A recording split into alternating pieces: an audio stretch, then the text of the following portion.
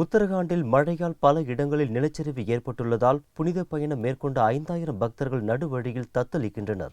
உத்தரகாண்ட் மாநிலத்தில் கடந்த சில நாட்களாக பருவமழை தீவிரமாக பெய்து வருவதால் 10க்கும் மேற்பட்ட நதிகளில் வெள்ளம் அபாய அளவை கடந்து ஓடுகிறது.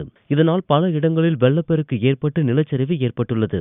இதனால் 30க்கும் அதிகமானவர்கள் இறந்துள்ள நிலையில் வெள்ளத்தில் பலர் மாயமாகியுள்ளனர். ரிஷிகேஷ் பத்ரிநாத் நெடுஞ்சாலை மற்றும் கங்கோத்ரி யமுனோத்ரி நெடுஞ்சாலை ஆகியவற்றில் பல இடங்களில் நிலச்சரிவு ஏற்பட்டுள்ளது. இதனால் சார்தாம் என்றழைக்கப்படும் இந்துக்களின் புனித பயணம் பாதிக்கப்பட்டுள்ளது.